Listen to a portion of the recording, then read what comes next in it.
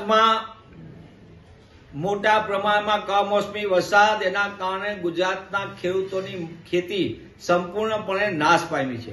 એટલે કે કપાસના જીંડવા હોય ખેતરમાંથી બહાર આવે એની પહેલા જ એમને મોટા પાયે કમોસમી વરસાદના કારણે નાશ પામ્યા। મગફળી ખેતરમાં પડી હતી સંપૂર્ણપણે નાશ પામી, ડાંગર સંપૂર્ણપણે નાશ પામી ગઈ છે અને સોયાબીન સહિતના અન્ય પાકો પણ નાશ પામ્યા છે। ત્યારે ગુજરાતનો ખેડૂત પારાવાર આર્થિક મુશ્કેલીમાં ધકેલાઈ ગયો છે।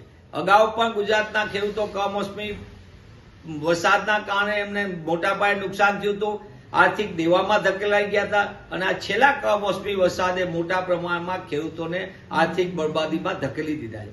ત્યારે હતાશા, નિરાશા અને આર્થિક દેવા નીચે દબાયેલા ગુજરાતના ખેડૂતમાં આપણી આગળ જે સમાચાર મળે છે, દ્વારકાના ભાણવડ તાલુકાના નાના ગામના એક ખેડૂત 37 વર્ષના યુવાન ખેડૂતે પોતે આર્થિક તકલીફોને કારણે નિરાશા, હતાશામાં આપઘાત કર્યો છે, આત્મહત્યા કરીને અંતિમ પગલું ભર્યું છે। આ ઘણી દુઃખદ અને ચિંતાનો વિષય છે।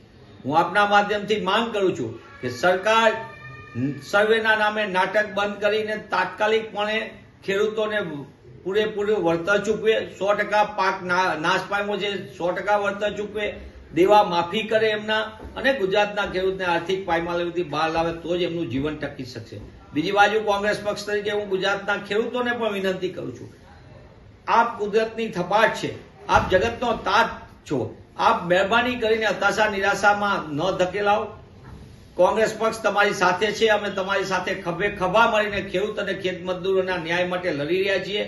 આપ અંતિમ પગલું ન ભરો, કારણ કે આપનું પરિવાર પણ ગુજરાત માટે ને જગત માટે જરૂરી છે।